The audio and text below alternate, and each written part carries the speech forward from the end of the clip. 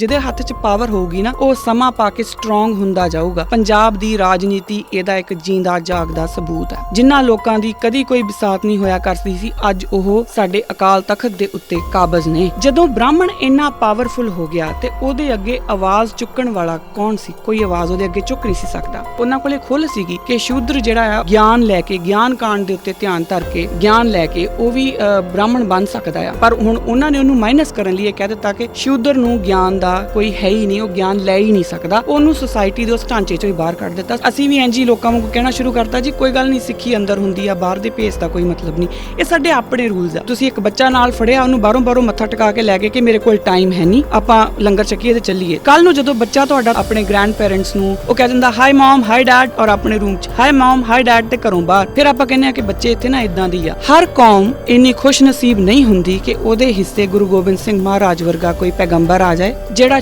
ਚਿੜੀਆਂ ਨੂੰ ਬਾਜ ਨਾਲ ਲੜਨ ਦਾ ਗੁਰ ਸਿਖਾ ਜਾਏ। ਮੈਂ ਆਪਣੀ ਪਹਿਲੀ ਕਿਸ਼ਤ ਦੇ ਵਿੱਚ ਪਹਿਲੀ ਲਾਈਨ ਇਹ ਕਹੀ ਸੀ ਕਿ ਪਹਿਲਾ ਬੰਦਾ ਖਾਲਸੇ ਵਰਗਾ ਦਿਸਦਾ ਜ਼ਰੂਰ ਹੋਊਗਾ, ਪਰ ਉਹਦਾ ਕਿਰਦਾਰ ਖਾਲਸੇ ਵਰਗਾ ਹੋਵੇ ਜਾਂ ਨਾ ਹੋਵੇ ਪਤਾ ਨਹੀਂ। ਹਿੰਦੂਆਂ ਨੇ ਬ੍ਰਾਹਮਣ ਪਾਲੇ, ਇਸ ਮੁਸਲਮਾਨਾਂ ਨੇ ਕਾਜ਼ੀ ਪਾਲੇ, ਇਦਾਂ ਆਪਾਂ ਵੀ ਪਾਲੇ। ਹੁਣ ਇੱਥੇ ਮੈਂ ਬੜੀ ਕਲੀਅਰ ਕਰ ਦਵਾਂ ਇਹ ਗੱਲ ਕਿ ਮੇਰਾ ਇਹ ਕਹਿਣ ਤੋਂ ਇਹ ਮਤਲਬ ਬਿਲਕੁਲ ਨਹੀਂ ਪਾਠੀ ਜਾਂ ਗ੍ਰੰਥੀ ਨੂੰ ਮੈਂ ਵਿਚੋਲਾ ਨਹੀਂ ਕਹਿ ਰਹੀ, ਕਿਉਂਕਿ ਸਾਡੇ ਗ੍ਰੰਥੀ ਸਿੰਘ ਤੇ ਪਾਠੀ ਸਿੰਘ ਜਿਹੜੇ ਨੇ ਉਹ ਬਕਾਇਦਾ ਬਾਬਾ ਬੁੱਢਾ ਜੀ ਦੀ ਕੁਰਸੀ ਦੇ ਉੱਤੇ ਬਿਰਾਜਮਾਨ ਨੇ।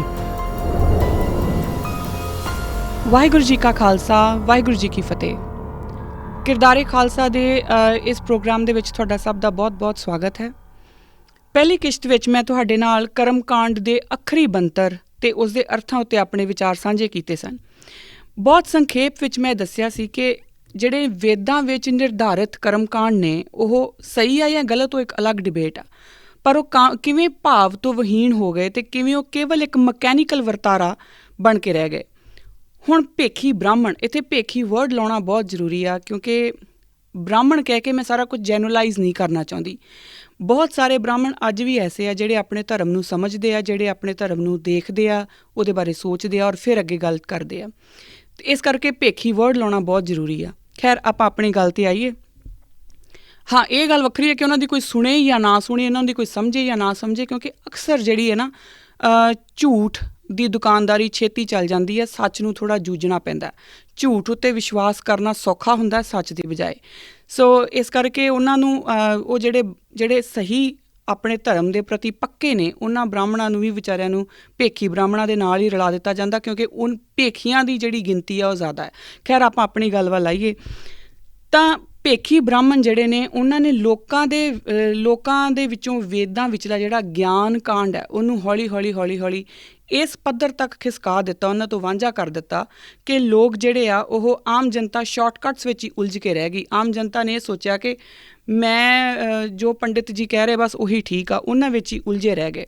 ਸੰਸਕ੍ਰਿਤ ਨੂੰ ਉਹਨਾਂ ਲੋਕਾਂ ਨੇ ਤਿਆਗ ਦਿੱਤਾ, ਸੰਸਕ੍ਰਿਤ ਉਹਨਾਂ ਤੋਂ ਦੂਰ ਹੁੰਦੀ ਗਈ। ਵੈਸੇ ਹੀ ਸੰਸਕ੍ਰਿਤ ਜਿਹੜੀ ਆ ਉਹ ਇੱਕ ਖਾਸ ਵਰਗ ਦੀ ਭਾਸ਼ਾ ਬਣ ਕੇ ਰਹਿ ਗਈ, ਇੱਕ ਖਾਸ ਬ੍ਰਾਹਮਣ ਜਾਤੀ ਦੀ ਜਿਹੜੀ ਆ ਉਹ ਭਾਸ਼ਾ ਬਣ ਕੇ ਰਹਿ ਗਈ, ਬਾਕੀ ਲੋਕਾਂ ਦੀ ਭਾਸ਼ਾ ਪ੍ਰਕ੍ਰਿਤ ਹੋ ਗਈ। ਸੋ ਜਿਹੜੇ ਆਮ ਜਨਤਾ ਸੀ ਉਹ ਹਰ ਇੱਕ ਇੰਟਰਪ੍ਰੀਟੇਸ਼ਨ ਵਾਸਤੇ ਬ੍ਰਾਹਮਣ ਉੱਤੇ ਡਿਪੈਂਡ ਕਰਨ ਲੱਗ ਗਈ। ਜੋ ਬ੍ਰਾਹਮਣ ਦੀ ਇੰਟਰਪ੍ਰੀਟੇਸ਼ਨ ਸੀ ਉਹਨੂੰ ਹੀ ਉਹ ਸਹੀ ਸਮਝ ਕੇ ਅੱਗੇ ਚੱਲਣਾ ਸ਼ੁਰੂ ਹੋ ਗਏ। ਲੋਕਾਂ ਨੂੰ ਬਹੁਤ ਚਿਰ ਜਿਹੜਾ ਇਹ ਭੇਖੀ ਬ੍ਰਾਹਮਣ ਆ ਉਹ ਗੁੰਮਰਾਹ ਕਰਦਾ ਰਿਹਾ। ਗ੍ਰੰਥਾਂ ਦੇ ਵਿੱਚ ਆਪਣੀ ਲੋੜ ਮੁਤਾਬਕ ਉਹਨਾਂ ਨੇ ਹਰ ਤਰੀਕੇ ਦੀ ਜਿਹੜੀ ਆ ਮਿਲਾਵਟ ਵੀ ਪਾਈ। ਇਹਦੇ ਵਿੱਚ ਨਾ ਬਹੁਤ ਵੱਡੀ ਗੱਲ ਜਿਹੜੀ ਵਰਨ ਜਾਂ ਜਾਤੀ ਵੰਡ ਦੀ ਆਉਂਦੀ ਆ ਉਹ ਵੀ ਇਹਦੇ ਵਿੱਚ ਹੀ ਆ ਜਾਏਗੀ। ਜਿਹੜੀ ਜਾਤੀ ਪ੍ਰਥਾ ਜੋ ਚੱਲਦੀ ਆ ਉਹਦੇ ਵਿੱਚ ਜਦੋਂ ਇਹ ਸ਼ੁਰੂ ਹੋਈ ਸੀ ਨਾ ਤਾਂ ਬਕਾਇਦਾ ਇਹਦੇ ਜਿਹੜੇ ਨਾਮ ਰੱਖੇ ਗਏ ਸੀ ਉਹ ਕੰਮਾਂ ਦੇ ਆਧਾਰ ਦੇ ਉੱਤੇ ਰੱਖੇ ਗਏ ਸੀ। ਹੁਣ ਇਹਨੂੰ ਤੁਸੀਂ ਅੱਜ ਦੀ ਜਾਤੀ ਨਾਲ ਜੇ ਜੋੜ ਕੇ ਵੇਖੋਗੇ ਤਾਂ ਤੁਹਾਨੂੰ ਲੱਗੂਗਾ ਕਿ ਕੰਮਾਂ ਦੇ ਉੱਤੇ ਵੀ ਕਿਉਂ ਵੰਡ। ਪਰ ਉਸ ਸਮੇਂ ਜਿਵੇਂ ਅੱਜ ਦੇ ਸਮੇਂ ਦੇ ਵਿੱਚ ਆਪਾਂ ਕਿਸੇ ਨੂੰ ਇੱਕ ਪੋਸਟ ਦੇ ਦਿੰਦੇ ਹਾਂ ਔਰ ਉਸ ਪੋਸਟ ਦਾ ਇੱਕ ਨਾਮ ਰੱਖ ਦਿੰਦੇ ਹਾਂ, ਬਿਲਕੁਲ ਉਸੇ ਤਰੀਕੇ ਨਾਲ ਸੁਸਾਇਟੀ ਨੂੰ ਔਰਗਨਾਈਜ਼ ਕਰਨ ਵਾਸਤੇ ਇੱਕ ਪ੍ਰੋਪਰ ਜਿਹੜਾ ਢਾਂਚਾ, ਇੱਕ ਸਟਰਕਚਰ ਤਿਆਰ ਕੀਤਾ ਗਿਆ ਸੀ, ਜਿਹੜਾ ਸੁਸਾਇਟਲ ਸਟਰਕਚਰ, ਉਹਦੇ ਵਿੱਚ 4 ਤਰੀਕੇ ਦੇ ਜਿਹੜੇ ਆ ਉਹ ਰੋਲਸ ਡਿਵਾਈਡ ਕੀਤੇ ਗਏ ਸੀ। ਪਰ ਉਹਦੇ ਵਿੱਚ ਇਹ ਕਦੀ ਵੀ ਨਹੀਂ ਸੀ ਕਿ ਬ੍ਰਾਹਮਣ ਦਾ ਬੇਟਾ ਬ੍ਰਾਹਮਣ ਹੋਊਗਾ। ਖੈਰ, ਜਦੋਂ ਆਪਾਂ ਅੱਗੇ ਆਉਂਦੇ ਹਾਂ ਤਾਂ ਹੁਣ ਕਿਉਂਕਿ ਬ੍ਰਾਹਮਣ ਦੇ ਹੱਥ ਸਾਰਾ ਕੁਛ ਹੈ, ਬ੍ਰਾਹਮਣ ਦੇ ਹੱਥ ਪਾਵਰ ਹੈ, ਬ੍ਰਾਹਮਣ ਦੇ ਹੱਥ ਹੀ ਇੰਟਰਪ੍ਰੀਟੇਸ਼ਨ ਹੈ, ਤਾਂ ਉਹਨੇ ਆਪਣੇ ਅਕੋਰਡਿੰਗ ਉਹਨੇ ਸੋਚਿਆ ਕਿ ਜੇ ਕੱਲ੍ਹ ਨੂੰ ਮੇਰਾ ਬੇਟਾ ਸੰਸਕ੍ਰਿਤ ਨਹੀਂ ਪੜ੍ਹ ਸਕਿਆ ਜਾਂ ਵੇਦ ਨਹੀਂ ਪੜ੍ਹ ਸਕਿਆ, ਵੇਦਾਂ ਦੀ ਨੌਲੇਜ ਨਹੀਂ ਲੈ ਸਕਿਆ, ਤਾਂ ਉਹ ਤਾਂ ਫਿਰ ਉਹਨੂੰ ਤਾਂ ਕੋਈ ਹੋਰ ਕੰਮ ਕਰਨਾ ਪਊਗਾ। ਹੁਣ ਜੇ ਉਹਨੂੰ ਹੋਰ ਕੰਮ ਕਰਨਾ ਪੈਂਦਾ ਹੈ, ਤੇ ਜਾਂ ਹੁਣ ਸਰੀਰ ਪੱਖੋਂ ਇੰਨੇ ਮਜ਼ਬੂਤ ਨਹੀਂ ਕਿ ਛਤਰੀਏ ਬਣ ਜਾਣ, ਜ਼ਮੀਨ ਨਹੀਂ ਕਿ ਵੈਸ਼ ਬਣ ਜਾਣ, ਤਾਂ ਫਿਰ ਬਣੂਗਾ ਕੀ? ਸ਼ੂਦਰ। ਫਿਰ ਉਹਨੇ ਉਸ ਟਾਈਮ ਦੇ ਉੱਤੇ ਇਹ ਚੀਜ਼ਾਂ ਘੜਨੀਆਂ ਸ਼ੁਰੂ ਕੀਤੀਆਂ ਕਿ ਬ੍ਰਾਹਮਣ ਕਾ ਬੇਟਾ ਬ੍ਰਾਹਮਣ, ਸ਼ੂਦਰ ਕਾ ਬੇਟਾ ਸ਼ੂਦਰ, ਉਦੋਂ ਘੜਨੀਆਂ ਸ਼ੁਰੂ ਕੀਤੀਆਂ। ਨਾਲ ਹੀ ਉਹਨਾਂ ਨੇ ਇਹ ਵੀ ਕਹਿ ਦਿੱਤਾ ਕਿ ਜਿਹੜਾ ਸ਼ੂਦਰ ਹੈ, ਕਿਉਂਕਿ ਅਦਰਵਾਈਜ਼ ਤਾਂ ਇਹ ਉਹਨਾਂ ਕੋਲੇ ਖੁੱਲ੍ਹ ਸੀਗੀ ਕਿ ਸ਼ੂਦਰ ਜਿਹੜਾ ਆ ਉਹ ਵੀ ਆਪਣੇ ਗ੍ਰੰਥ ਵੇਦ ਦਾ ਪਾਠ ਕਰਕੇ ਜਾਂ ਉਹਦੇ ਬਾਰੇ ਗਿਆਨ ਲੈ ਕੇ, ਗਿਆਨ ਕਾਂਡ ਦੇ ਉੱਤੇ ਧਿਆਨ ਧਰ ਕੇ, ਗਿਆਨ ਲੈ ਕੇ ਉਹ ਵੀ ਬ੍ਰਾਹਮਣ ਬਣ ਸਕਦਾ ਆ। ਪਰ ਹੁਣ ਉਹਨਾਂ ਨੇ ਉਹਨੂੰ ਮਾਈਨਸ ਕਰਨ ਲਈ ਇਹ ਕਹਿ ਦਿੱਤਾ ਕਿ ਸ਼ੂਦਰ ਨੂੰ ਗਿਆਨ ਦਾ ਕੋਈ ਹੈ ਹੀ ਨਹੀਂ, ਉਹ ਗਿਆਨ ਲੈ ਹੀ ਨਹੀਂ ਸਕਦਾ, ਉਹਨੂੰ ਸੁਸਾਇਟੀ ਦੇ ਉਸ ਢਾਂਚੇ 'ਚੋਂ ਹੀ ਬਾਹਰ ਕੱਢ ਦਿੱਤਾ। ਸੋ ਇਹ ਜਿਹੜੀ ਸਾਰੀ ਇੰਟਰਪ੍ਰੀਟੇਸ਼ਨ ਹੋਈ ਨਾ, ਇਹ ਬੇਸਿਕਲੀ ਇਹ ਆਪਾਂ ਪਿਛਲੀ ਐਪੀਸੋਡ ਦੇ ਵਿੱਚ ਮੈਂ ਕਰ ਚੁੱਕੀ ਹਾਂ, ਸਿਰਫ ਇੱਕ ਸੰਖੇਪ ਵਿੱਚ ਤੁਹਾਨੂੰ ਇੱਕ ਸਮਰਾਈਜ਼ ਕਰ ਰਹੀ ਹਾਂ ਕਿ ਇਹ ਸਾਰਾ ਕੁਝ ਜੋ ਵੀ ਉਹਨਾਂ ਨੇ ਕੀਤਾ ਸਿਰਫ ਇਸ ਕਰਕੇ ਹੋ ਗਿਆ ਕਿਉਂਕਿ ਇੰਟਰਪ੍ਰੀਟੇਸ਼ਨ ਜਿਹੜੀ ਆ ਉਹ ਬ੍ਰਾਹਮਣ ਦੇ ਆਪਣੇ ਹੱਥ ਵਿੱਚ ਆ ਗਈ। ਹੁਣ ਇਸ ਦੇ ਪਿੱਛੇ ਲੋਕ ਜਦੋਂ ਬ੍ਰਾਹਮਣ ਇੰਟਰਪ੍ਰੇਟ ਕਰਦਾ ਗਿਆ, ਲੋਕ ਉਹਦੇ ਪਿੱਛੇ ਅੱਖਾਂ ਬੰਦ ਕਰਕੇ ਚੱਲਦੇ ਗਏ। ਹੁਣ ਸਵਾਲ ਇੱਥੇ ਸਮਝਣ ਵਾਲੀ ਗੱਲ ਤਾਂ ਇਹ ਆਉਂਦੀ ਆ ਕਿ ਬ੍ਰਾਹਮਣ ਚਲਾਕ ਹੈ, ਉਹ ਗੱਲ ਠੀਕ ਹੈ, ਪਰ ਆਪਾਂ ਇਹ ਸਮਝੀਏ ਕਿ ਜਿਹੜੇ ਉਹ ਲੋਕ ਸੀ, ਉਹ ਲੋਕ ਕੀ ਸੀ? ਕਿ ਉਹ ਲੋਕ ਬੇਵਕੂਫ ਸੀ, ਜਾਂ ਉਹ ਲੋਕ ਅਵੇਸਲੇ ਸੀ, ਜਾਂ ਉਹਨਾਂ ਲੋਕਾਂ ਦੇ ਵਿੱਚ ਜਿਹੜੀ ਆ ਉਹ ਇੰਨੀ ਬੁੱਧੀ ਨਹੀਂ ਸੀ, ਜਾਂ ਉਹ ਭੋਲੇ ਭਾਲੇ ਲੋਕ ਸੀ, ਉਹ ਕੀ ਸੀ?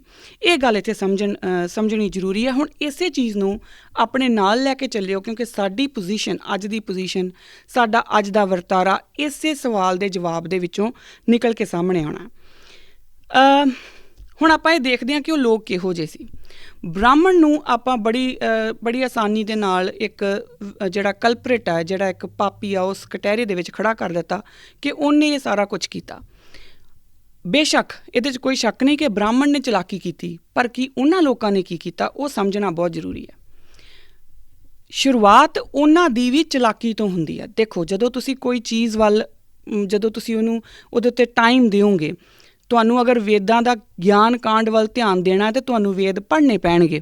ਹੁਣ ਕਿਹੜਾ ਪੜ੍ਹੇ?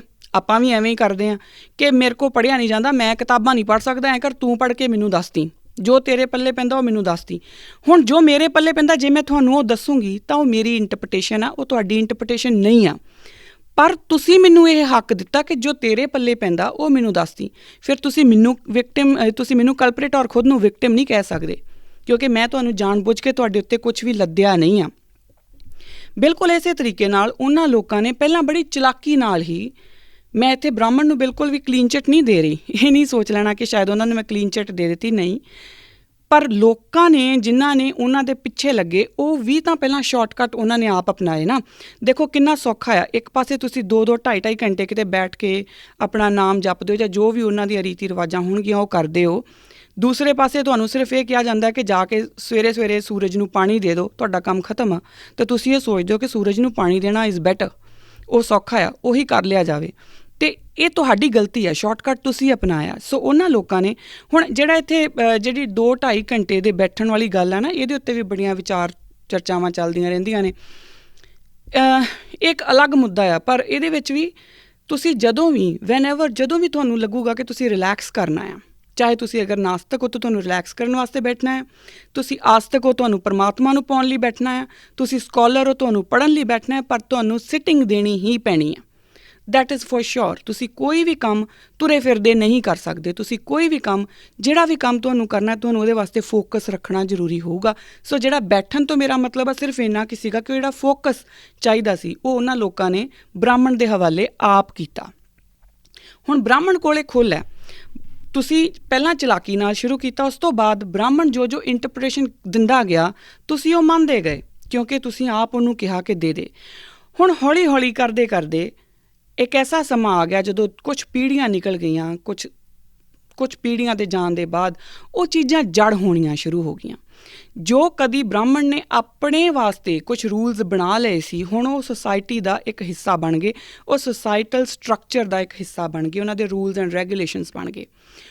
ਹੁਣ ਜਿਹੜੇ ਉਹ ਲੋਕ ਹੈ ਹੁਣ ਅਵੇਸਲੇ ਹੋ ਗਏ ਕਿ ਚਲੋ ਠੀਕ ਹੈ, ਜੋ ਹੈਗਾ, ਸਾਡਾ ਕੰਮ ਸਿਰਫ ਇੰਨਾ ਹੀ ਹੈ ਕਿ ਅਸੀਂ ਰਾਖੀ ਕਰਨੀ ਹੈ, ਠੀਕ ਆ, ਆਪਾਂ ਮਸਤ ਹਾਂ। ਉਦੋਂ ਅਵੇਸਲੇ ਹੋ ਗਏ। ਕੁਛ ਸਦੀਆਂ ਹੋਰ ਨਿਕਲੀਆਂ ਅਤੇ ਜਿਹੜਾ ਬ੍ਰਾਹਮਣ ਹੈ, ਕਿਉਂਕਿ ਜਿਹਦੇ ਹੱਥ 'ਚ ਪਾਵਰ ਹੋਊਗੀ ਨਾ, ਉਹ ਸਮਾਂ ਪਾ ਕੇ ਸਟਰੋਂਗ ਹੁੰਦਾ ਜਾਊਗਾ। ਪੰਜਾਬ ਦੀ ਰਾਜਨੀਤੀ ਇਹਦਾ ਇੱਕ ਜੀਂਦਾ ਜਾਗਦਾ ਸਬੂਤ ਹੈ ਜਿਨ੍ਹਾਂ ਲੋਕਾਂ ਦੀ ਕਦੀ ਕੋਈ ਬਿਸਾਤ ਨਹੀਂ ਹੋਇਆ ਕਰਦੀ ਸੀ, ਅੱਜ ਉਹ ਸਾਡੇ ਅਕਾਲ ਤਖਤ ਦੇ ਉੱਤੇ ਕਾਬਜ਼ ਨੇ। ਸਾਨੂੰ ਇਸ ਕਰਕੇ ਜਦੋਂ ਵੀ ਅਸੀਂ ਪਾਵਰ ਕਿਸੇ ਦੇ ਹੱਥ 'ਚ ਦੇਵਾਂਗੇ, ਐਬਸੋਲਿਊਟ ਪਾਵਰ ਜਿਹੜੀ ਹੈ ਨਾ ਉਹ ਕਰਪਟ ਕਰਦੀ ਹੀ ਕਰਦੀ ਹੈ। Power corrupts absolute, power corrupts absolutely. So ਇਹ ਗੱਲ ਹਮੇਸ਼ਾ ਰਹੂਗੀ। ਹੁਣ ਜਿਹੜਾ ਉਹ ਬ੍ਰਾਹਮਣ ਹੈ ਜਿਹਦੇ ਹੱਥ 'ਚ ਤੁਸੀਂ ਪਾਵਰ ਦੇ ਦਿੱਤੀ, ਇੰਨੀਆਂ ਸਦੀਆਂ ਹੋ ਗਈਆਂ, ਅਵੇਸਲੇ ਹੋ ਗਏ, ਹੁਣ ਉਹਨੇ ਆਪਣੀ ਮਨਮਰਜ਼ੀ 'ਚ ਕਰਨੀ ਸ਼ੁਰੂ ਕੀਤੀ। ਉਦੋਂ ਲੋਕ ਭੋਲੇ ਭਾਲੇ ਹੋ ਗਏ। ਖੈਰ, ਹੁਣ ਜਦੋਂ ਉਹਨੇ ਆਪਣੀ ਮਨਮਰਜ਼ੀ ਕਰਕੇ ਔਰ ਸ਼ੂਦਰਾਂ ਦੇ ਉੱਤੇ ਜ਼ੁਲਮ ਕਰਨਾ ਸ਼ੁਰੂ ਕੀਤਾ, ਤਾਂ ਹਰ ਕੌਮ ਇੰਨੀ ਖੁਸ਼ ਨਸੀਬ ਨਹੀਂ ਹੁੰਦੀ ਕਿ ਉਹਦੇ ਹਿੱਸੇ ਗੁਰੂ ਗੋਬਿੰਦ ਸਿੰਘ ਮਹਾਰਾਜ ਵਰਗਾ ਕੋਈ ਪੈਗੰਬਰ ਆ ਜਾਏ ਜਿਹੜਾ ਚਿੜੀਆਂ ਨੂੰ ਬਾਜ ਨਾਲ ਲੜਨ ਦਾ ਗੁਰ ਸਿਖਾ ਜਾਏ। ਇੰਨੀ ਖੁਸ਼ਕਿਸਮਤੀ ਹਰ ਕੌਮ ਦੇ ਵਿੱਚ ਨਹੀਂ ਹੁੰਦੀ। ਜਦੋਂ ਬ੍ਰਾਹਮਣ ਇੰਨਾ ਪਾਵਰਫੁਲ ਹੋ ਗਿਆ ਤੇ ਉਹਦੇ ਅੱਗੇ ਆਵਾਜ਼ ਚੁੱਕਣ ਵਾਲਾ ਕੌਣ ਸੀ? ਕੋਈ ਆਵਾਜ਼ ਉਹਦੇ ਅੱਗੇ ਚੁੱਕ ਨਹੀਂ ਸੀ ਸਕਦਾ। ਇੱਥੋਂ ਤੱਕ ਕਿ ਉਹ ਰਾਜਿਆਂ ਦੀ ਗੱਦੀ ਦਾ ਫੈਸਲਾ ਵੀ ਆਪ ਕਰਨ ਲੱਗ ਗਿਆ। ਇਸ ਦਾ ਇੱਕ ਸਭ ਤੋਂ ਜਿਹੜਾ ਇੰਪੋਰਟੈਂਟ ਐਗਜ਼ਾਮਪਲ ਹੈ, ਉਹ ਚਾਣਕਿਆ ਵੱਲੋਂ ਚੰਦਰਗੁਪਤ ਮੌਰਿਆ ਨੂੰ ਗੱਦੀ ਨਸ਼ੀਨ ਕਰਨ ਦਾ ਹੈ। ਇੱਕ ਹਿਸਟੋਰੀਕਲ ਫੈਕਟ ਸਾਡੇ ਕੋਲ ਆ। ਕਿਉਂ ਹੋਇਆ, ਕਿਵੇਂ ਹੋਇਆ, ਚੰਦਰਗੁਪਤ ਮੌਰਿਆ ਕੌਣ ਸੀ, ਚਾਣਕਿਆ ਕੌਣ ਸੀ, ਉਹ ਇਸ ਟਾਈਮ ਦੇ ਉੱਤੇ ਮੇਰਾ ਵਿਸ਼ਾ ਨਹੀਂ, ਕਿਉਂਕਿ ਉਹਦੇ ਨਾਲ ਡਿਸਕਸ਼ਨ ਬਹੁਤ ਲੰਬੀ ਹੋ ਜੂਗੀ। ਮੈਂ ਇਹ ਕੋਟ ਸਿਰਫ ਇਸ ਲਈ ਕਰ ਰਹੀ ਹਾਂ ਕਿ ਤੁਹਾਨੂੰ ਬ੍ਰਾਹਮਣ ਦੀ ਹੱਥ ਦੇ ਵਿੱਚ ਆਈ ਜੋ ਤਾਕਤ ਸੀ, ਜੋ ਸ਼ਕਤੀ ਸੀ, ਸਿਰਫ ਉਹਦੇ ਬਾਰੇ ਜਾਣੂ ਕਰਾਉਣ ਨੂੰ ਕਿ ਉਹ ਕਿੰਨਾ ਪਾਵਰਫੁਲ ਹੋ ਗਿਆ, ਬ੍ਰਾਹਮਣ ਕਿੰਨਾ ਪਾਵਰਫੁਲ ਹੋ ਗਿਆ। ਕਿਸ ਤਰੀਕੇ ਨਾਲ ਉਸ ਬ੍ਰਾਹਮਣ ਨੇ ਆਪਣੀ ਤਾਕਤ ਦੇ ਥਰੂ ਇੱਕ ਬ੍ਰਾਹਮਣ, ਔਰ ਉਹਨੇ ਪੂਰੀ ਦੀ ਪੂਰੀ ਨੰਦਾ ਡਾਇਨੈਸਟੀ ਨੂੰ ਖ਼ਤਮ ਕਰਕੇ ਚੰਦਰਗੁਪਤ ਮੌਰਿਆ ਜਿਹੜੀ ਮੌਰੀਅਨ ਡਾਇਨੈਸਟੀ ਦੀ ਨੀਂਹ ਰੱਖ ਦਿੱਤੀ, ਉਹ ਇੱਕ ਬ੍ਰਾਹਮਣ ਦੇ ਕੋਲੋਂ ਹੋਇਆ। ਹੁਣ ਜਦੋਂ ਕੋਈ ਇੰਨਾ ਜ਼ਿਆਦਾ ਪਾਵਰਫੁਲ ਹੋ ਜਾਊਗਾ ਤੇ ਉਹਦੇ ਖਿਲਾਫ ਬੋਲਣਾ ਕਿਸੇ ਆਮ ਬੰਦੇ ਦੇ ਵੱਸ ਦੀ ਗੱਲ ਨਹੀਂ ਹੁੰਦੀ। ਇੱਥੋਂ ਤੱਕ ਤਾਂ ਸੀਗੀ ਆਪਣੀ ਗੱਲ ਜਦੋਂ ਕਿ ਬ੍ਰਾਹਮਣ ਦੇ ਕਰਮ ਕਾਂਡਾਂ ਦੀ। ਹੁਣ ਆਪਾਂ ਆਉਂਦੇ ਹਾਂ ਗੁਰੂ ਨਾਨਕ ਪਾਤਸ਼ਾਹ ਦੇ ਉੱਤੇ। ਜਦੋਂ ਗੁਰੂ ਨਾਨਕ ਪਾਤਸ਼ਾਹ ਆਪ ਨਾਰਾਇਣ ਕਲਾਧਾਰ ਇਸ ਜਗ ਮੇ ਪਰਵਰਿਆ, ਉਸ ਵੇਲੇ ਇੱਥੇ ਬਹਿਲੋਲ ਲੋਧੀ ਦਾ ਰਾਜ ਸੀ। ਹੁਣ ਧਾੜਵੀ ਤਾਂ ਸਪਤ ਸਿੰਧੂ ਦੇ ਵਿੱਚ, ਜਿਹਨੂੰ ਉਸ ਇਲਾਕੇ ਨੂੰ ਸਪਤ ਸਿੰਧੂ ਕਿਹਾ ਜਾਂਦਾ, ਮੈਂ ਉਹਨੂੰ ਹਿੰਦੁਸਤਾਨ ਨਹੀਂ ਕਹਿਣਾ ਚਾਹੁੰਦੀ, ਮੈਂ ਉਹਨੂੰ ਭਾਰਤ ਨਹੀਂ ਕਹਿਣਾ ਚਾਹੁੰਦੀ, ਕਿਉਂਕਿ ਉਹ ਸਪਤ ਸਿੰਧੂ ਸੀ। ਉਸ ਇਲਾਕੇ ਦੇ ਵਿੱਚ ਉਹ ਧਾੜਵੀ 1100 ਤੋਂ ਆਸ-ਪਾਸ ਹੀ ਆਉਣੇ ਸ਼ੁਰੂ ਹੋ ਗਏ, ਪਰ ਉਹ ਆਉਂਦੇ ਸੀ, ਲੁੱਟਾਂ ਖੋਹਾਂ ਕਰਦੇ ਸੀ, ਆਪਣੇ ਘਰ ਨੂੰ ਪਰਤ ਜਾਇਆ ਕਰਦੇ ਸੀ। ਅਲਾਉਦੀਨ ਖਿਲਜੀ ਜਦੋਂ ਆਉਂਦਾ ਹੈ ਤਾਂ ਉਹ 1300 ਦੇ ਵਿੱਚ ਇੱਕ ਟੈਕਸ ਨਵਾਂ ਲਗਾ ਕੇ ਇਹ ਗੱਲ ਕਾਇਮ ਕਰ ਦਿੰਦਾ ਕਿ ਮੈਂ ਇਹਨਾਂ ਲੋਕਾਂ ਦੇ ਉੱਤੇ ਰੂਲ ਕਰਨਾ ਚਾਹੁੰਦਾ। ਹੁਣ ਜਦੋਂ ਤੁਸੀਂ ਕਿਸੇ ਉੱਤੇ ਰੂਲ ਕਰਨਾ ਤਾਂ ਬੜੀ ਇੰਪੋਰਟੈਂਟ ਜੀ, ਬੜੀ ਨੋਰਮਲ ਜੀ ਗੱਲ ਆ ਕਿ ਜਾਂ ਤਾਂ ਤੁਸੀਂ ਉਹਨਾਂ ਵਰਗੇ ਹੋ ਜਾਓ ਅਤੇ ਜਾਂ ਉਹਨਾਂ ਨੂੰ ਆਪਣੇ ਵਰਗੇ ਕਰ ਲਓ। ਉਹ ਬੰਦਾ ਇਸਲਾਮਿਕ ਸੀ ਔਰ ਆਪਣਾ ਧਰਮ ਕਦੀ ਨਹੀਂ ਸੀ ਛੱਡਣਾ ਚਾਹੁੰਦਾ। ਸੋ ਉਹਦੇ ਵਾਸਤੇ ਇੰਪੋਰਟੈਂਟ ਇਹ ਸੀ ਕਿ ਜਿਹੜੇ ਉਹਦੇ ਵਰਗੇ ਨਹੀਂ ਹੈ, ਜਿਹੜੇ ਆਮ ਲੋਕ ਆ, ਉਹਨਾਂ ਨੂੰ ਆਪਣੇ ਵਰਗਾ ਕਰ ਲਿਆ ਜਾਏ। ਸੋ ਇਸ ਤੋਂ ਬਾਅਦ ਉਹ ਉਸ ਟਾਈਮ ਦੇ ਉੱਤੇ ਜਿਹੜੀ ਫਿਰ ਹੈਗੀ ਆ ਕਿ ਉਹ ਮੰਦਰ ਤੋੜਨੇ ਸ਼ੁਰੂ ਕਰਦਾ। ਹੁਣ ਇੱਥੇ ਜ਼ਰਾ ਧਿਆਨ ਦਿਓ ਕਿ ਉਹ ਮੰਦਰ ਹੀ ਕਿਉਂ ਤੋੜਦਾ। ਇਸ ਦੇ ਜਵਾਬ ਨੂੰ ਤੁਸੀਂ ਆਪਣੇ ਆਪ ਹੀ ਜਿਹੜੀਆਂ ਸਾਡੀਆਂ ਬੇਅਦਬੀਆਂ ਹੋ ਰਹੀਆਂ ਨਾ, ਜਿਹੜੀ ਗੁਰੂ ਗ੍ਰੰਥ ਸਾਹਿਬ ਮਹਾਰਾਜ ਦੀ ਅੱਜ ਦੇ ਯੁੱਗ 'ਚ ਜੋ ਬੇਅਦਬੀ ਹੋ ਰਹੀ ਹੈ, ਉਹਦੇ ਨਾਲ ਰਿਲੇਟ ਕਰ ਲਿਓ। ਮੰਦਰ ਦੇ ਵਿੱਚ ਹਿੰਦੂ ਕਹਿੰਦਾ ਆ, ਬ੍ਰਾਹਮਣ ਕਹਿੰਦਾ ਆ ਕਿ ਮੇਰਾ ਰੱਬ ਮੰਦਰ ਦੇ ਵਿੱਚ ਹੈ। ਹੁਣ ਉਹ ਜਿਹੜਾ ਰੱਬ ਉਹਦਾ ਮੰਦਰ ਦੇ ਵਿੱਚ ਹੈ, ਖਿਲਜੀ ਉਹਨੂੰ ਤੋੜ ਕੇ, ਉਸ ਮੰਦਰ ਨੂੰ ਤੋੜ ਕੇ ਸਾਬਤ ਕਰ ਦਿੰਦਾ ਕਿ ਨਾ ਸਿਰਫ ਤੇਰੇ ਉੱਤੇ, ਮੈਂ ਤੇਰੇ ਰੱਬ ਦੇ ਉੱਤੇ ਵੀ ਵਿਕਟਰੀ ਜਾਂ ਜਿੱਤ ਪ੍ਰਾਪਤ ਕਰ ਲਈ ਹੈ। ਇਹ ਉਹ ਗੱਲ ਅਨਾਊਂਸ ਕਰ ਦਿੰਦਾ। ਹੁਣ ਇਹਦੇ ਵਿੱਚ ਹੀ, ਇਸੇ ਲਾਈਨ ਦੇ ਵਿੱਚ ਤੁਸੀਂ ਆਪਣੀ ਜਿਹੜੀ ਜੋ ਸਾਡੇ ਨਾਲ ਹੋ ਰਿਹਾ, ਕਿਉਂਕਿ ਸਾਡਾ ਜਿਹੜੀ ਆਸਥਾ ਹੈ ਉਹ ਗੁਰੂ ਗ੍ਰੰਥ ਸਾਹਿਬ ਮਹਾਰਾਜ ਦੇ ਵਿੱਚ ਆ, ਅਤੇ ਉਹਨੂੰ ਆਪਣੇ ਆਪ ਰਿਲੇਟ ਕਰ ਲਓ। ਮੈਂ ਉਹਦੇ ਵਿੱਚ ਬਹੁਤ ਲੰਬੀ ਜਾਂ ਇਨ ਡੈਪਥ ਨਹੀਂ ਜਾਊਂਗੀ। ਖੈਰ, ਜਦੋਂ ਇਸਲਾਮਿਕ ਇਸ ਤਰੀਕੇ ਨਾਲ ਆਉਂਦੇ ਜਾਂਦੇ ਆ, ਉਸ ਤੋਂ ਬਾਅਦ ਫਿਰ ਅਲਾਉਦੀਨ ਖਿਲਜੀ ਤੋਂ ਬਾਅਦ ਆਪਣੇ ਕੋਲ ਤੁਗਲਕ ਡਾਇਨੈਸਟੀ ਆਉਂਦੀ ਆ। ਮੁਹੰਮਦ ਤੁਗਲਕ ਬਕਾਇਦਾ ਇਹ ਗੱਲ ਕਲੀਅਰ ਕਰ ਦਿੰਦਾ ਹੈ ਕਿ ਮੈਂ ਜਿਹੜਾ ਇਸਲਾਮਿਕ ਲਾਅ ਦੇ ਅੰਡਰ ਹੀ, ਸ਼ਰੀਆ ਦੇ ਅੰਡਰ ਹੀ ਕੰਮ ਕਰੂੰਗਾ।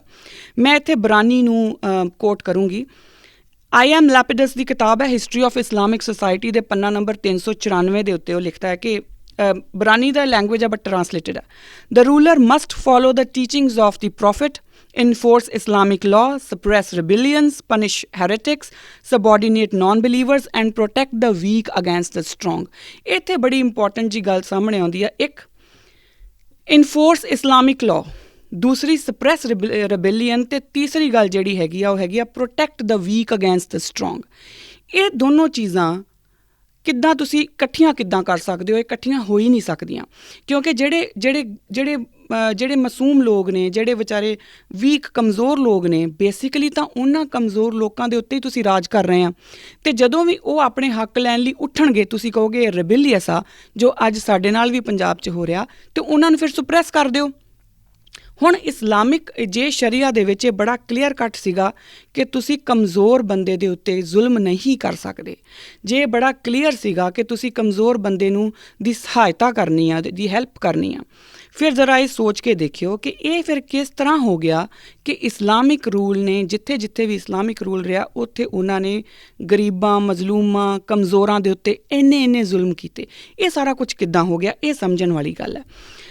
ਤੁਗਲਕ ਆਉਂਦਾ ਹੈ, ਤੁਗਲਕ ਤੋਂ ਬਾਅਦ ਫਿਰ ਲੋਧੀ ਡਾਇਨਾਸਟੀ ਆਉਂਦੀ ਆ, ਉਸ ਤੋਂ ਬਾਅਦ ਫਿਰ ਮੁਗਲੀਆ ਹਕੂਮਤ ਆਉਂਦੀ ਆ। ਇਹ ਜਿਹੜਾ ਨਿਰੰਤਰ ਚੱਲਦਾ ਜਾਂਦਾ, ਜੋ ਇੱਕ ਗਰੀਬ ਗੁਰਬੇ ਦੇ ਉੱਤੇ ਜਿਹੜੀ ਧਾੜਵੀਆਂ ਦਾ ਹਮਲਾ, ਉਹਨਾਂ ਨੂੰ ਸਪਰੈਸ਼ਨ, ਉਹ ਚੱਲਦਾ ਰਹਿੰਦਾ। ਹੁਣ ਇੱਥੇ ਜਿਹੜਾ ਸਵਾਲ ਹੈ ਨਾ, ਉਹ ਕਰਮਕਾਂਡ ਵਾਲਾ ਹੀ ਖੜਾ ਹੋ ਜਾਂਦਾ ਹੈ। ਜਦੋਂ ਮੈਂ ਇਹ ਪੁੱਛਦੀ ਹਾਂ ਕਿ ਇਹ ਕਿੱਦਾਂ ਹੋ ਗਿਆ, ਜਦੋਂ ਕੁਰਾਨ ਉਹਨਾਂ ਨੂੰ ਇਸ ਗੱਲ ਦੀ ਮਨਾਹੀ ਕਰਦੀ ਹੈ, ਤਾਂ ਫਿਰ ਇਹ ਕਿਸ ਤਰ੍ਹਾਂ ਹੋ ਗਿਆ, ਇੱਥੇ ਦੁਬਾਰਾ ਜਿਹੜਾ ਕਰਮਕਾਂਡ ਵਾਲਾ ਸਵਾਲ ਖੜਾ ਹੋ ਜਾਂਦਾ ਹੈ। ਹੁਣ ਇਸਲਾਮਿਕ ਨਾਮ ਥੱਲੇ ਇਹ ਸਭ ਕੁਝ ਕਿਵੇਂ ਹੋ ਗਿਆ? ਜੇ ਇਸਲਾਮਿਕ ਆਪਣੇ ਆਪ ਦੇ ਵਿੱਚ ਹੀ ਕੁਰਾਨ ਸ਼ਰੀਫ ਇਸ ਚੀਜ਼ ਨੂੰ ਮਨਾ ਕਰ ਰਹੀ ਹੈ, ਤਾਂ ਫਿਰ ਉਹੀ ਚੀਜ਼ਾਂ ਕੁਰਾਨ ਸ਼ਰੀਫ ਦੇ ਹੁੰਦਿਆਂ ਹੋਇਆਂ ਔਰ ਮੁਸਲਮਾਨਾਂ ਦੇ ਜਿਹੜੇ ਉਹ ਆਪਣੇ ਆਪ ਨੂੰ ਬੜੇ ਇਸਲਾਮਿਕ ਲੋਕ ਕਹਿਣ ਵਾਲੇ ਹੀ ਇਹ ਸਾਰਾ ਕੁਝ ਕਿਵੇਂ ਕਰ ਰਹੇ ਸੀਗੇ? ਹੁਣ ਇਹਦਾ ਆਨਸਰ ਇਹ ਹੈ ਕਿ ਹਰ ਮੁਸਲਮਾਨ ਕੁਰਾਨ ਨਹੀਂ ਸੀ ਪੜ੍ਹਦਾ, ਕਿਉਂਕਿ ਕੁਰਾਨ ਅਰਬੀ ਵਿੱਚ ਸੀ, ਅਤੇ ਅਰਬੀ ਜਿਹੜੀ ਆ ਉਹ ਖਾਸ ਲੋਕਾਂ ਦੀ ਭਾਸ਼ਾ ਸੀ।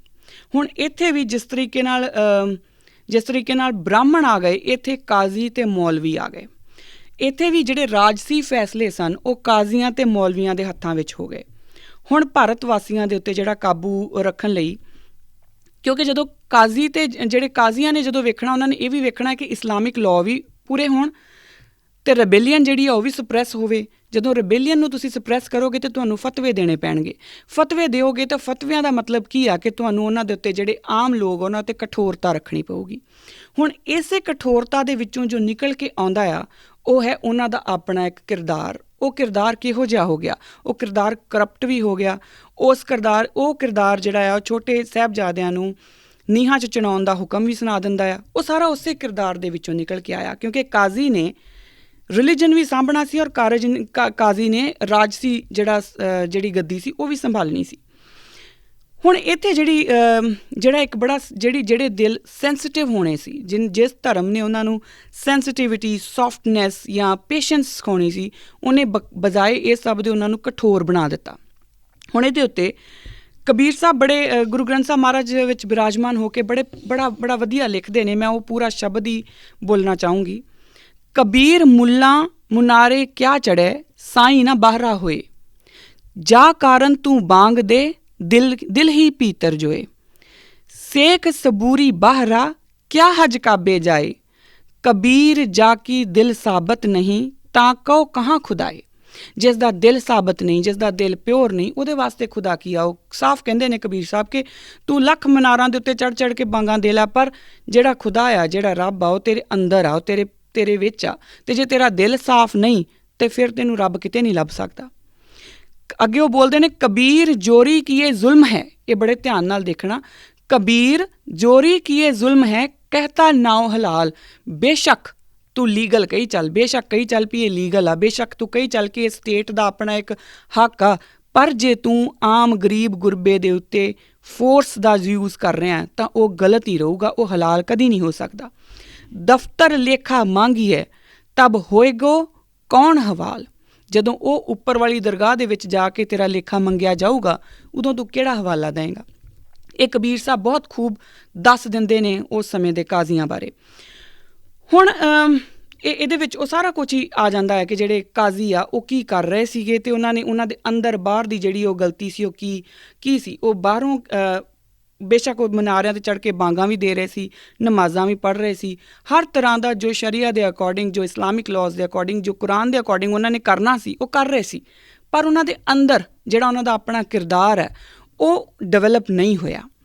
ਸਾਫ਼ ਲਿਖਿਆ ਅੱਗੇ ਕਬੀਰ ਸਾਹਿਬ ਇੱਕ ਜਗ੍ਹਾ 'ਤੇ ਲਿਖਦੇ ਨੇ, ਦਿਲ ਮੈਂ ਕਪਟ ਨਿਵਾਜ਼ ਗੁਜ਼ਾਰੇ, ਕਿਆ ਹਜ ਕਾਬੇ ਜਾਏ, ਕਿ ਤੇਰੇ ਦਿਲ ਦੇ ਵਿੱਚ ਕਪਟ ਹੈ, ਤੇਰੇ ਦਿਲ ਦੇ ਵਿੱਚ ਚੋਰ ਹੈ, ਤੂੰ ਹਰ ਇੱਕ ਮਜ਼ਲੂਮ ਦੇ ਉੱਤੇ ਵੀ ਜ਼ੁਲਮ ਕਰਨਾ ਜਾਣਦਾ, ਪਰ ਫਿਰ ਤੂੰ ਕਾਬੇ ਜਾਂ ਜਿਹੜਾ ਹਜ 'ਤੇ ਜਾਣਾ ਉਹਦਾ ਕੀ ਫਾਇਦਾ? ਕੋਈ ਫਾਇਦਾ ਨਹੀਂ ਉਹਦੇ ਨਾਲ। ਹੁਣ ਇੱਥੇ ਇਹ ਸਾਰੀਆਂ ਗੱਲਾਂ ਮੈਂ ਤੁਹਾਡੇ ਨਾਲ ਇਹ ਇਸ ਲਈ ਸਾਂਝੀਆਂ ਕੀਤੀਆਂ ਕਿ ਜਿਹੜੀ ਕਹਿਣੀ ਅਤੇ ਕਰਨੀ ਦੇ ਵਿੱਚ ਫ਼ਰਕ ਜਿਹੜਾ ਹੈ ਨਾ, ਉਹ ਤੁਹਾਡੇ ਕਿਰਦਾਰ ਨੂੰ ਡਾਵਾਂਡੋਲ ਕਰ ਦਿੰਦਾ। ਜਿਵੇਂ ਕਿ ਇਹਨਾਂ ਸਾਰੇ ਲੋਕਾਂ ਨਾਲ ਹੋਇਆ, ਤਕਰੀਬਨ ਆਪਣੇ ਨਾਲ ਵੀ ਇੰਝ ਹੀ ਹੋ ਰਿਹਾ। ਜਦੋਂ ਕਾਜ਼ੀ ਜਿਹੜਾ ਆ ਉਹ ਬੋਲਦਾ ਕੁਛ ਹੈ, ਕਰਦਾ ਕੁਛ ਹੈ। ਇਸਲਾਮ ਉਹਨੂੰ ਕੁਛ ਸਿਖਾਉਂਦਾ, ਉਹ ਕਰਦਾ ਕੁਛ ਹੈ। ਔਰ ਬਕਾਇਦਾ ਕਾਜ਼ੀ ਦਾ, ਹੁਣ ਮੈਂ ਇੱਥੇ ਪੰਡਿਤ ਅਤੇ ਕਾਜ਼ੀ ਨੂੰ ਕਿਉਂ ਇੰਪੋਰਟੈਂਸ ਦੇ ਰਹੀ ਹਾਂ, ਕਿਉਂਕਿ ਪੰਡਿਤ ਆਪਣੇ ਲੋਕਾਂ ਨੂੰ ਇੰਟਰਪ੍ਰੀਟੇਸ਼ਨ ਦੇ ਰਿਹਾ ਅਤੇ ਕਾਜ਼ੀ ਆਪਣੇ ਲੋਕਾਂ ਨੂੰ ਇੰਟਰਪ੍ਰੀਟੇਸ਼ਨ ਦੇ ਰਿਹਾ। ਔਰ ਲੋਕ ਜਿਹੜੇ ਆ ਉਹ ਉਸੇ ਇੰਟਰਪ੍ਰੀਟੇਸ਼ਨ ਦੇ ਅੱਗੇ ਹੀ ਚੱਲਦੇ ਜਾ ਰਹੇ ਆ। ਜਿਨ੍ਹਾਂ ਪੰਡਿਤਾਂ ਨੂੰ ਗੁਰੂ ਨਾਨਕ ਪਾਤਸ਼ਾਹ ਜਗਨਨਾਥਪੁਰੀ ਵਿੱਚ ਤਾੜਨਾ ਦਿੰਦੇ ਆ, ਉਹ ਬੇਸਿਕਲੀ ਆਪਣੀ ਮਰਜ਼ੀ ਨਾਲ ਥੋੜ੍ਹੀ ਕਰ ਰਹੇ ਸੀ, ਉਹ ਤਾਂ ਪੰਡਿਤ ਦੇ ਜੋ ਕਰਮ ਕਾਂਡ ਸੀ ਉਹਦੇ ਉੱਤੇ ਕਰ ਰਹੇ ਸੀ। ਤਾਂ ਗੁਰੂ ਪਾਤਸ਼ਾਹ ਉਸ ਜਿਹੜੇ ਕਰਮ ਕਾਂਡ ਜੋ ਉਹਨਾਂ ਨੂੰ ਇੱਕ ਉਲੀਕ ਕੇ ਦਿੱਤੇ ਗਏ ਸੀ, ਉਹਦੇ ਉੱਤੇ ਗੱਲ ਕਰ ਰਹੇ ਆ। ਇਸੇ ਤਰੀਕੇ ਨਾਲ ਹੀ ਜਦੋਂ ਆਪਾਂ ਅੱਗੇ ਆਉਂਦੇ ਹਾਂ, ਅਤੇ ਜਿਹੜੇ ਕਾਜ਼ੀ ਆ, ਹੁਣ ਜੋ ਵੀ ਉਹ ਕਹਿ ਰਿਹਾ, ਜੋ ਫਤਵਾ ਜਾਰੀ ਕਰ ਰਿਹਾ ਕਿ ਦੇਖੋ ਜੀ ਸ਼ਰੀਆ ਦੇ ਅਕੋਰਡਿੰਗ ਤਾਂ ਇਹੀ ਲਾਅ ਹੈ, ਉਹ ਇਸ ਕਰਕੇ ਹੋ ਰਿਹਾ ਕਿਉਂਕਿ ਜਿਹੜਾ ਸਿੰਘਾਸਨ 'ਤੇ ਬੈਠਾ ਉਹ ਆਪ ਨਹੀਂ ਪੜ੍ਹ ਰਿਹਾ, ਉਹਨੂੰ ਆਪ ਨੂੰ ਕੁਛ ਨਹੀਂ ਪਤਾ, ਉਹ ਕਾਜ਼ੀ 'ਤੇ ਡਿਪੈਂਡ ਕਰਦਾ। ਅਤੇ ਕਾਜ਼ੀ ਨੇ ਆਪਣੀ ਜਿਹੜੀ ਉਹ ਪੋਜੀਸ਼ਨ ਉਹਨੂੰ ਬਰਕਰਾਰ ਰੱਖਣ ਲਈ ਉਹਨੂੰ ਜਿਵੇਂ ਮਰਜ਼ੀ ਇੰਟਰਪ੍ਰੇਟ ਕਰ ਰਿਹਾ। ਸੋ ਇੱਥੇ ਉਹਨਾਂ ਦੀ ਕਿਰਦਾਰ ਦੀ ਗੱਲ ਆ ਜਾਂਦੀ ਹੈ। ਹੁਣ ਸਾਡੇ ਨਾਲ ਜਿਹੜਾ, ਜਿਵੇਂ ਮੈਂ ਕਿਹਾ ਕਿ ਕੁਛ ਐਵੇਂ ਹੀ ਹੋ ਰਿਹਾ। ਅਸੀਂ ਵੀ ਆਪਣੀ ਆਰਾਮ ਪ੍ਰਸਤੀ ਦੇ ਵਿੱਚ ਲੱਗ ਕੇ ਨਾ ਸ਼ਾਰਟਕਟਸ ਅਪਣਾ ਰਹੇ ਹਾਂ। ਗੁਰੂ ਗ੍ਰੰਥ ਸਾਹਿਬ ਮਹਾਰਾਜ ਤੋਂ ਹੌਲੀ ਅਸੀਂ ਦੂਰ ਹੁੰਦੇ ਜਾ ਰਹੇ ਹਾਂ। ਯਾਦ ਰੱਖਿਓ, ਜੇ ਅਸੀਂ ਅੱਜ ਘਰ ਨਾ ਮੁੜੇ ਤਾਂ ਕੁਝ ਸਮੇਂ ਬਾਅਦ ਬਿਲਕੁਲ ਐਵੇਂ ਦਾ ਹੀ ਕੋਈ ਸੈਟਅਪ ਹੋਊਗਾ, ਐਵੇਂ ਦੀ ਹੀ ਕੋਈ ਕਿਰਨ ਇੱਥੇ ਖੜੀ ਹੋਊਗੀ ਔਰ ਉਹ ਸਵਾਲ ਇਹ ਕਰ ਰਹੇ ਹੋਊਗੀ ਕਿ ਜਿਹੜੇ ਸਿੱਖ ਹੁੰਦੇ ਸੀ, ਉਹਨਾਂ ਦੇ ਪੈਗੰਬਰ ਨੇ ਜਦੋਂ ਧਰਮ ਸ਼ੁਰੂ ਕੀਤਾ, ਜਦੋਂ ਤੀਸਰ ਪੰਥ ਚਲਾਇਆ, ਤਾਂ ਉਸ ਤੀਸਰ ਪੰਥ ਦੀ ਨੀਂਹ ਹੀ ਉਹਨਾਂ ਨੇ ਕਰਮ ਕਾਂਡਾਂ ਦੇ, ਉਹਨਾਂ ਨੇ ਜਿਹੜੇ ਕਹਿਣੀ ਕਰਨੀ ਦੇ ਪੂਰੇ ਲੋਕ ਨਹੀਂ ਆ, ਉਹਨਾਂ ਦੇ ਖਿਲਾਫ ਰੱਖੀ ਸੀ।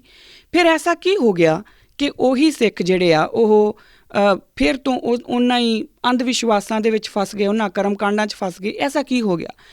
ਔਰ ਉਸ ਤੋਂ ਬਾਅਦ ਇੱਕ ਥਿਊਰੀ ਬਣੂਗੀ, ਜਿਵੇਂ ਅੱਜ ਮੈਂ ਤੁਹਾਨੂੰ ਇੱਕ ਥਿਊਰੀ ਦੇ ਰਹੀ ਹਾਂ।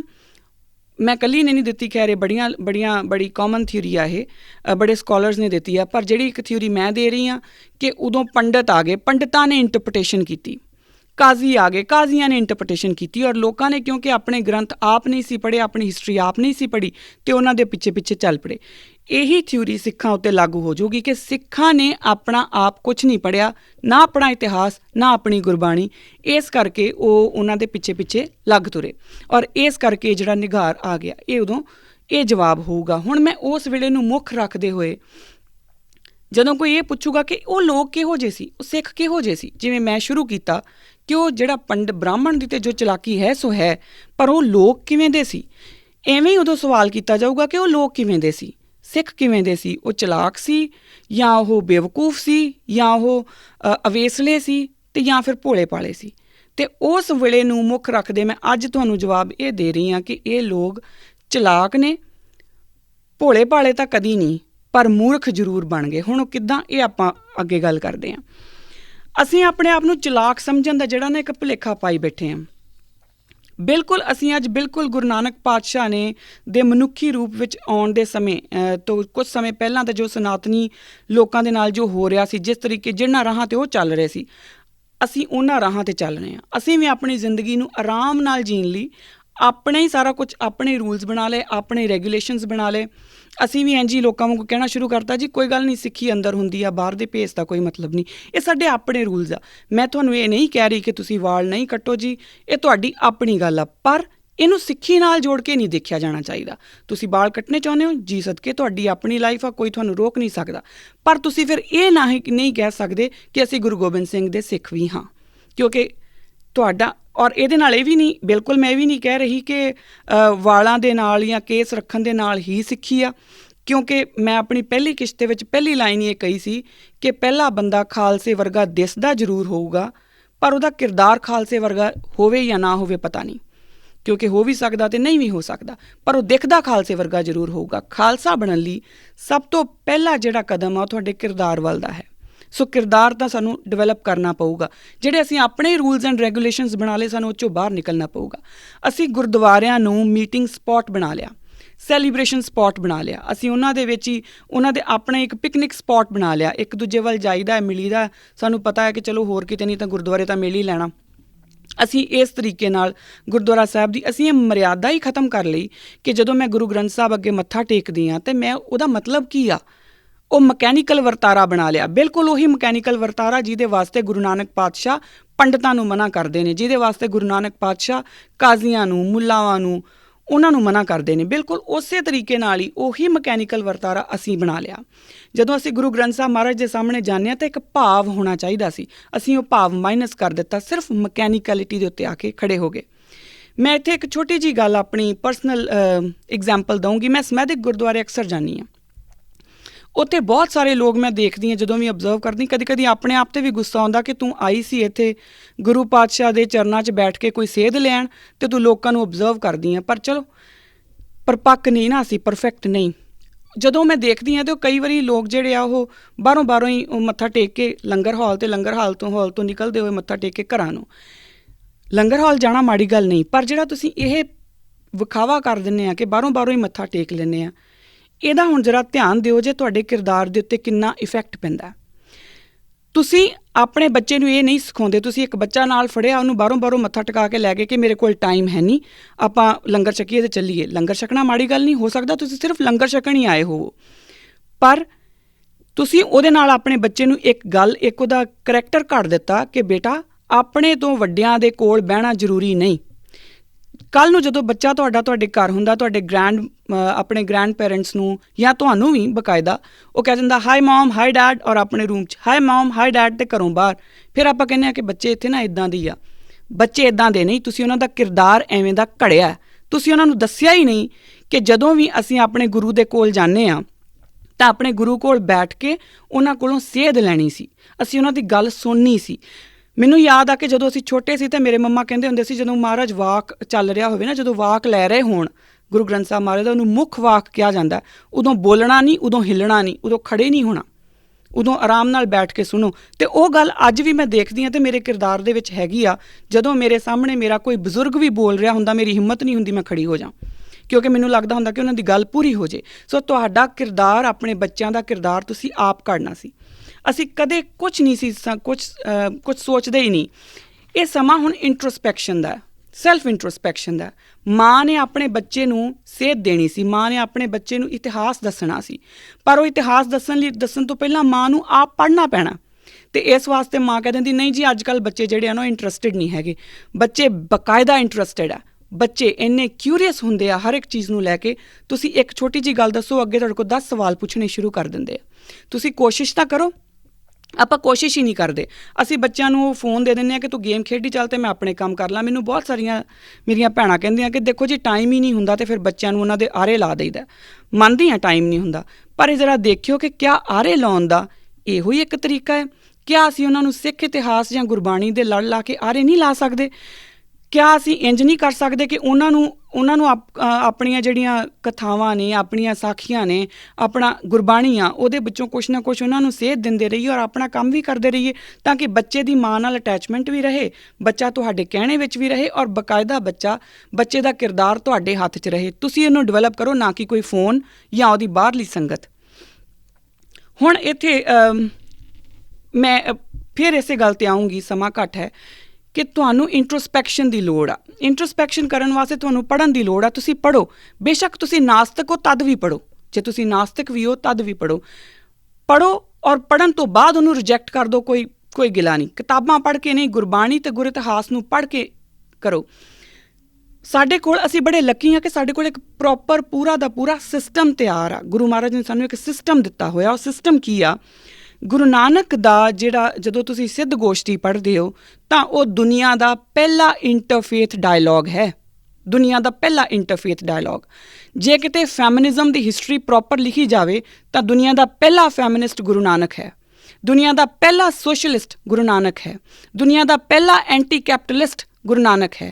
ਜੇ ਤੁਸੀਂ ਪ੍ਰੋਪਰ ਧਿਆਨ ਨਾਲ ਪੜ੍ਹਨਾ ਸ਼ੁਰੂ ਕਰੋ ਨਾ, ਤੁਸੀਂ ਐਂਟੀ ਕੈਪੀਟਲਿਸਟ ਹੋ, ਤੁਸੀਂ ਸੋਸ਼ਲਿਸਟ ਹੋ, ਤੁਸੀਂ ਫੈਮਿਨਿਸਟ ਹੋ, ਤੁਸੀਂ ਨਾਸਤਿਕ ਹੋ, ਤੁਸੀਂ ਆਸਤਿਕ ਹੋ, ਤੁਸੀਂ ਹਜੇ ਰੱਬ ਨੂੰ ਖੋਜ ਰਹੇ ਹੋ, ਹਰ ਕਿਸੇ ਚੀਜ਼ ਦਾ ਜਵਾਬ ਗੁਰੂ ਗ੍ਰੰਥ ਸਾਹਿਬ ਮਹਾਰਾਜ ਦੇ ਵਿੱਚ ਹੈ।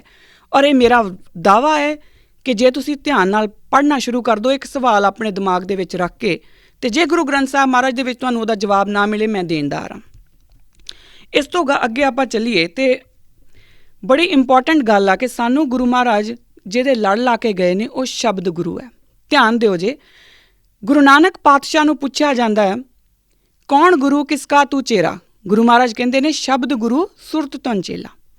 ਹੁਣ ਉਸੇ ਹੀ ਸ਼ਬਦ ਗੁਰੂ ਦੇ ਲੜ ਸਾਨੂੰ ਗੁਰੂ ਗੋਬਿੰਦ ਸਿੰਘ ਮਹਾਰਾਜ ਲਾ ਜਾਂਦੇ ਨੇ। ਉਹ ਜਿਹੜਾ ਸਾਨੂੰ ਸ਼ਬਦ ਗੁਰੂ ਦੇ ਲੜ ਲਾਉਣ ਦਾ ਮਤਲਬ ਕੀ ਸੀ ਕਿ ਆਤਮਾ ਅਤੇ ਪਰਮਾਤਮਾ ਦੀ ਨਿਰੰਤਰਤਾ ਦੱਸਣੀ, ਉਹਦੇ ਵਿੱਚੋਂ ਵਿਚੋਲਿਆਂ ਨੂੰ ਮਾਈਨਸ ਕਰ ਦੇਣਾ। ਪਰ ਹੁਣ ਅੱਜ ਹੋਇਆ ਕੀ ਕਿ ਅਸੀਂ ਉਹਨਾਂ ਹੀ ਵਿਚੋਲਿਆਂ ਦੇ ਵਿੱਚ ਦੁਬਾਰਾ ਆਣ ਫਸੇ ਹਾਂ। ਅਸੀਂ ਉਹੀ ਵਿਚੋਲੇ ਦੁਬਾਰਾ ਪਾ ਲਏ ਆ। ਹੁਣ ਜਦੋਂ ਇੱਥੇ ਜਿੱਦਾਂ ਪੰਡਤਾਂ ਨੇ ਬ੍ਰਾਹਮਣ ਪਾ ਲਏ, ਹਿੰਦੂਆਂ ਨੇ ਬ੍ਰਾਹਮਣ ਪਾ ਲਏ, ਇਸ ਮੁਸਲਮਾਨਾਂ ਨੇ ਕਾਜ਼ੀ ਪਾ ਲਏ, ਇੱਦਾਂ ਆਪਾਂ ਵੀ ਪਾ ਲਏ। ਹੁਣ ਇੱਥੇ ਮੈਂ ਬੜੀ ਕਲੀਅਰ ਕਰ ਦੇਵਾਂ ਇਹ ਗੱਲ ਕਿ ਮੇਰਾ ਜਿਹੜਾ ਇਹ ਕਹਿਣ ਤੋਂ ਇਹ ਮਤਲਬ ਬਿਲਕੁਲ ਨਹੀਂ ਪਾਠੀ ਜਾਂ ਗ੍ਰੰਥੀ ਨੂੰ ਮੈਂ ਵਿਚੋਲਾ ਨਹੀਂ ਕਹਿ ਰਹੀ, ਕਿਉਂਕਿ ਸਾਡੇ ਗ੍ਰੰਥੀ ਸਿੰਘ ਅਤੇ ਪਾਠੀ ਸਿੰਘ ਜਿਹੜੇ ਨੇ ਉਹ ਬਕਾਇਦਾ ਬਾਬਾ ਬੁੱਢਾ ਜੀ ਦੀ ਕੁਰਸੀ ਦੇ ਉੱਤੇ ਬਿਰਾਜਮਾਨ ਨੇ। ਅਸੀਂ ਉਹਨਾਂ ਦੇ ਨਾਲ ਨਿਆਂ ਨਹੀਂ ਕਰ ਸਕੇ, ਇਹ ਵੱਖਰੀ ਗੱਲ ਆ, ਪਰ ਉਹਨਾਂ ਦੀ ਪਦਵੀ ਬਹੁਤ ਉੱਚੀ ਹੈ, ਇਸ ਕਰਕੇ ਉਹ ਵਿਚੋਲੇ ਨਹੀਂ, ਉਹ ਸਿਰਫ ਗੁਰੂ ਘਰ ਦੇ ਸੇਵਕ ਨੇ। ਜਿਨ੍ਹਾਂ ਨੂੰ ਮੈਂ ਵਿਚੋਲੇ ਕਹਿ ਰਹੀ ਹਾਂ ਉਹ ਲੋਕ ਨੇ ਜਿਹੜੇ ਆਪਣੇ ਸਿੰਘ ਤਿਆਰ ਕਰਦੇ ਨੇ, ਜਿਹੜੇ ਗੁਰੂ ਦੇ ਸਿੱਖ ਨਹੀਂ ਬਣਾਉਂਦੇ, ਆਪਣੇ ਸਿੱਖ ਤਿਆਰ ਕਰਦੇ ਨੇ। ਜਦੋਂ ਤੁਹਾਡੀ ਸੁਰਤੀ ਸ਼ਬਦ ਤੋਂ ਹਟ ਕੇ ਕਿਸੇ ਦੇਹ ਦੇ ਨਾਲ ਜਾ ਲੱਗੂਗੀ ਨਾ, ਉਦੋਂ ਯਾਦ ਰੱਖ ਲਿਓ ਕਿ ਮਕੈਨੀਕਲ ਵਰਤਾਰੇ ਹੋਣਾ ਵੀ ਆਮ ਗੱਲ ਹੋ ਜੂਗੀ, ਤੁਹਾਡਾ ਲੁੱਟੇ ਜਾਣਾ ਵੀ ਆਮ ਗੱਲ ਹੋ ਜੂਗੀ, ਤੁਹਾਡੇ ਭੋਲੇ ਭਾਲੇ ਹੋਣਾ ਵੀ ਆਮ ਗੱਲ ਹੋ ਜੂਗੀ। ਫਿਰ ਤੁਸੀਂ ਕਿਸੇ ਨੂੰ ਕੁਛ ਨਹੀਂ ਕਹਿ ਸਕਦੇ। ਇਹ ਨਹੀਂ ਆਪਾਂ ਕਹਿ ਸਕਦੇ ਕਿ ਮੇਰੇ ਨਾਲ ਕੁਛ ਹੋ ਗਿਆ, ਕਿਉਂਕਿ ਉਹ ਅਸੀਂ ਆਪ ਬੁਲਾਇਆ, ਅਸੀਂ ਆਪ ਸ਼ਬਦ ਤੋਂ ਹਟ ਕੇ ਦੇਹ ਦੇ ਨਾਲ ਲੱਗੇ ਸੀ। ਜਦੋਂ ਤੱਕ ਅਸੀਂ ਸਿਰਫ ਗੁਰੂ ਗ੍ਰੰਥ ਸਾਹਿਬ ਮਹਾਰਾਜ ਜਾਂ ਸ਼ਬਦ ਦੇ ਨਾਲ ਲੱਗੇ ਰਹਾਂਗੇ, ਇਹ ਮਕੈਨੀਕਲ ਵਰਤਾਰੇ ਸਾਡੇ ਤੋਂ ਦੂਰ ਰਹਿਣਗੇ। ਹੁਣ ਜੇ ਤਾਂ ਅਸੀਂ ਜਾਣਦੇ ਹੋਏ ਇਹ ਸਾਰਾ ਕੁਝ ਕਰ ਰਹੇ ਹਾਂ, ਤਾਂ ਫਿਰ ਸਾਨੂੰ ਗੁਰੂ ਮਹਾਰਾਜ, ਸਾਡਾ ਹਾਲ ਉਹਨਾਂ ਲੋਕਾਂ ਵਾਲਾ ਜਿਹਨੂੰ ਗੁਰੂ ਮਹਾਰਾਜ ਕਹਿੰਦੇ ਨੇ ਅਸੰਖ ਮੂਰਖ ਅੰਧਕੋਰ, ਅਸੰਖ ਚੋਰ ਹਰਾਮਖੋਰ। ਜਦੋਂ ਤੱਕ ਸਾਨੂੰ ਸਭ ਕੁਝ ਪਤਾ ਨਹੀਂ, ਉਦੋਂ ਤੱਕ ਤਾਂ ਹੋ ਗਿਆ ਕਿ ਚਲੋ ਜੀ ਇਹਨਾਂ ਨੂੰ ਪਤਾ ਹੀ ਨਹੀਂ, ਇਗਨੋਰੈਂਟ ਹੈ। ਪਰ ਜਦੋਂ ਸਾਨੂੰ ਸਾਰਾ ਕੁਝ ਪਤਾ ਲੱਗ ਗਿਆ ਅਤੇ ਪਤਾ ਲੱਗਣ ਤੋਂ ਬਾਅਦ ਵੀ ਅਸੀਂ ਉਹ ਸਭ ਕੁਝ ਕਰ ਰਹੇ ਹਾਂ, ਤਾਂ ਫਿਰ ਅਸੀਂ ਮੂਰਖ ਹਾਂ। ਹੁਣ ਜਿਸ ਤਰ੍ਹਾਂ ਮੁੱਲਾ ਦੇ ਬਾਂਗ ਦੇਣ ਦੇ ਨਾਲ ਆਪਣਾ ਦਿਲ ਸਾਫ਼ ਨਹੀਂ, ਪਰ ਉਹਦਾ ਦਿਲ ਸਾਫ਼ ਨਹੀਂ ਅਤੇ ਉਹ ਅੱਲਾ ਨੂੰ ਬੇਵਕੂਫ ਨਹੀਂ ਬਣਾ ਸਕਦਾ। ਪੰਡਤ ਲੱਖ ਕਰਮਕਾਂਡੀ ਹੋਏ, ਪਰ ਜੇ ਉਹਦੀ ਕਹਿਣੀ ਅਤੇ ਕਰਨੀ ਦੇ ਵਿੱਚ ਫਰਕ ਹੈ, ਉਹ ਪਰਮਾਤਮਾ ਨੂੰ ਬੇਵਕੂਫ ਨਹੀਂ ਬਣਾ ਸਕਦਾ। ਤੁਸੀਂ ਵੀ ਜੇ ਅੰਦਰੋਂ ਸ਼ਬਦ ਤੋਂ ਟੁੱਟੇ ਹੋਏ ਹੋ ਅਤੇ ਬਾਹਰੋਂ ਸਿਰਫ ਤੁਸੀਂ ਇੱਕ ਦਿਖਾਵੇ ਵਾਸਤੇ ਗੁਰਦੁਆਰੇ ਵੀ ਜਾਂਦੇ ਹੋ, ਹਰ ਤਰੀਕੇ ਦਾ ਉਹ ਕੰਮ ਕਰਦੇ ਹੋ ਜੋ ਇੱਕ ਗੁਰੂ ਸਿੱਖ ਨੂੰ ਕਰਨਾ ਚਾਹੀਦਾ ਦਿਖਾਵੇ ਵਾਸਤੇ, ਪਰ ਤੁਹਾਡਾ ਅੰਦਰੋਂ ਪ੍ਰੀਤ ਕੋਈ ਨਹੀਂ, ਤਾਂ ਤੁਸੀਂ ਗੁਰੂ ਨੂੰ ਬੇਵਕੂਫ ਨਹੀਂ ਬਣਾ ਸਕਦੇ। ਇਸ ਗੱਲ ਨੂੰ ਅੰਡਰਲਾਈਨ ਕਰ ਲਿਓ। ਸਾਡਾ ਹਾਲ ਉਹਨਾਂ ਵਾਲਾ ਹੀ ਹੈ। ਗੁਰੂ ਨਾਨਕ ਨੂੰ ਜਦੋਂ ਕਿਹਾ ਜਾਂਦਾ ਨਾ ਕਿ ਪੁੱਛਣ ਫੋਲ ਕਿਤਾਬ ਨੂੰ ਹਿੰਦੂ ਵੱਡਾ ਕੇ ਮੁਸਲਮਾਨ ਹੋਈ, ਬਾਬਾ ਆਖੇ ਹਾਜੀਆ ਸ਼ੁਭ ਅਮਲਾਂ ਬਾਜੋ ਦੋਵੇਂ ਰੋਈ। ਹੁਣ ਗੁਰੂ ਨਾਨਕ ਦੇ ਸ਼ਬਦ ਦਾ ਜਿਹੜਾ ਅਰਥ ਹੈ ਉਹ ਸ਼ੁਭ ਅਮਲਾਂ ਦੇ ਵਿੱਚ ਹੈ। ਉਹ ਸ਼ੁਭ ਅਮਲ ਕੀ ਹੈ, ਇਹ ਆਪਾਂ ਅਗਲੀ ਕਿਸ਼ਤ ਵਿੱਚ ਗੱਲ ਕਰਾਂਗੇ। ਸਮਾਂ ਬਹੁਤ ਹੋ ਗਿਆ। ਇੰਨੀ ਗੱਲ ਕਹਿੰਦੇ ਹੋਏ ਮੈਂ ਤੁਹਾਡੇ ਸਾਰਿਆਂ ਤੋਂ ਇਜਾਜ਼ਤ ਲੈਂਦੀ ਹਾਂ, ਔਰ ਆਪਣੇ ਸਵਾਲ ਜਿਹੜੇ ਆ ਉਹ ਜ਼ਰੂਰ ਸਾਨੂੰ ਭੇਜ ਦਿਓ, ਕਿਉਂਕਿ ਇਹਨਾਂ ਚੌਥੇ ਜਿਹੜਾ ਵੀਕ ਹੋਊਗਾ ਉਹਦੇ ਵਿੱਚ ਅਸੀਂ ਤੁਹਾਡੇ ਸਵਾਲਾਂ ਦੇ ਜਵਾਬ ਦੇਣ ਦੀ ਕੋਸ਼ਿਸ਼ ਕਰਾਂਗੇ। ਇੰਨੀ ਗੱਲ ਕਹਿੰਦੇ ਹੋਏ ਆਪ ਸਭ ਤੋਂ ਇਜਾਜ਼ਤ ਲੈਂਦੀ ਹਾਂ ਜੀ। ਵਾਹਿਗੁਰੂ ਜੀ ਕਾ ਖਾਲਸਾ, ਵਾਹਿਗੁਰੂ ਜੀ ਕੀ ਫਤਿਹ। ਅਕਾਲ ਚੈਨਲ ਨੂੰ ਸਬਸਕ੍ਰਾਈਬ ਕਰੋ। ਨਵੀਂ ਵੀਡੀਓਜ਼ ਦੀ ਨੋਟੀਫਿਕੇਸ਼ਨ ਦੇ ਲਈ ਬੈਲ ਆਈਕਨ ਨੂੰ ਕਲਿੱਕ ਕਰਨਾ ਨਾ ਭੁੱਲਣਾ।